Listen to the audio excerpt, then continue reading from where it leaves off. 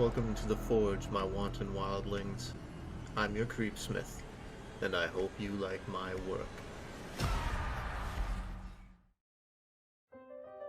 As with any pursuit, the safety of those who deal in darkness is paramount. Even more so when messing with forces umbral and secretive, malicious and vicious, monstrous and inhuman. To that end, then, tonight's offering will be an old favorite. Advice to keep your hide intact when looking the devil in the eye, so to speak. This is the Creepypasta Survival Guide. We've all been there. You've just gone to that certain place at that certain time on a certain date, done that special thing, and what you suspected would happen has just fucking happened. Not to mention the fact that you've just seen whatever the fuck it is that lives in your mirror, been told in detail how you're going to die, and that highly demonic and invincible thing you've summoned is approaching you menacingly. Also, your family are all dead, your friends are all missing, and you're being framed by someone with access to your bedroom. What the fuck do you do now, sweet protagonist? Well, my friend, you have come to the right place to find out. These are the simple rules one must follow in order to, firstly, not become the victim of creepypastas, and furthermore, to come out kicking if the worst does happen. With the help of this guide, you too can be the catatonic, traumatized survivor, as opposed to the guy currently being worn as a coat by some dude who roams around a lot. Just keep these simple rules in mind. Mirrors and darkness don't mix. Actually, mirrors are a general no. Not even once. In Creepypasta world, there is nothing that is more sinister. There is zero chance of survival if you look at the thing that no one else can see or answer its question incorrectly. If you are alone at night in a creepy mental institution, take some time to consider what the fuck you're doing there. Then, if it's appropriate to do so, leave! Avoid going to places where everyone else who went there never came back or died inexplicably. If someone stops your vehicle at night and asks to come with you, it would probably be in your best interests to politely decline, especially if they are covered in dirt, have been standing in the rain for an hour, or generally are possessed of a skin tone right around gray or blue. Killing is the last method of survival, and should be used as such, sparingly, but without fear. Who was phone? Is always a good thing to ponder, and also, who the hell answers a phone while kissing a dead person's sexy daughter? I'll tell you who. A douche. A douche is who. Get a simple .38 revolver. Load it with 2 silver bullets. If you really feel there's no chance to come out of a situation alive, take one shot at whatever's threatening you. If that doesn't kill it, you still have the last shot to become a hero with. An hero with it, whatever. Area 51 is simply too well guarded to let you get in, or to let any aliens out, even if they Naruto run. When going to a hotel, try to steer clear of unauthorized areas. If you couldn't resist but you saw something just red, take some time to consider the price range and hotel standard on your next visit. Have you ever stayed at a haunted Hilton? When booking your hotel stay, TripAdvisor can be an invaluable tool in deeming whether your choice is the scene of a multiple murderer, full of dead people, or built at the mouth of hell. Local newspapers can also be helpful. Invoking demons, speaking weird languages, and performing rituals of any kind is considered dangerous.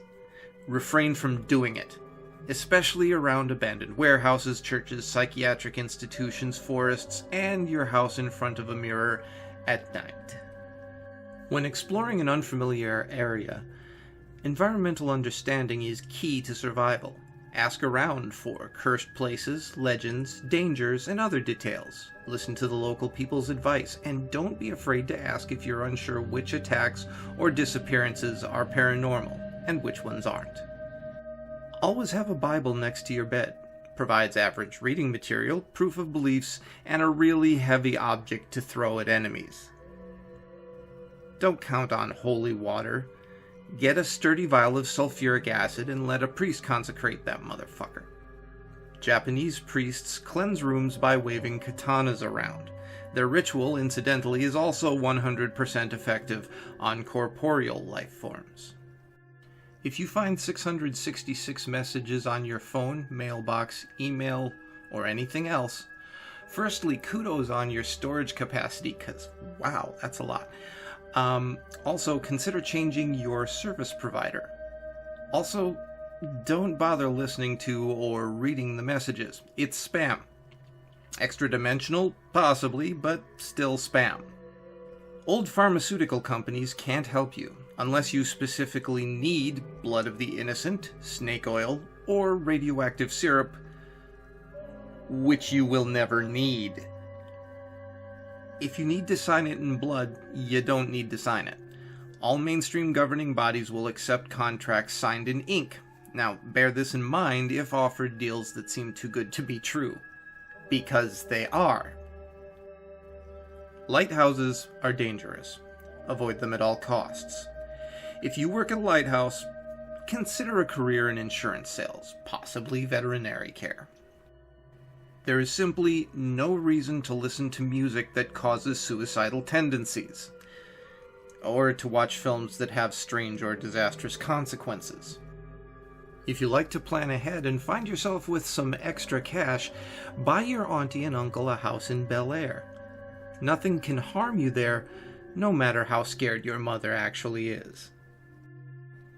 Secret, secluded, and untouched places in old buildings, dark forests, or ancient mountain ranges are left untouched for a reason. Pioneers never say die, but in fact they do have an unusually high mortality rate. Before you start swimming in the ice-cold waters of a murky lake at the center of a dark forest at midnight, ask yourself, do you really want to travel to an ancient and terrifying city? If the answer's no, then stay at home and watch whatever quality programming is available on Cinemax. On your 33rd birthday, try celebrating in a well-lit house with the company of others. Refrain from using the one true name for anything. There's probably a reason people gave it a nick. Watching TV static for long periods of time may be hazardous to your health. Try satellite TV or Netflix to combat this problem. Get a cat. Those furry little hairballs seem to perceive unnatural phenomena better than us, and if desperate, simply throw it at whatever it is about to get you.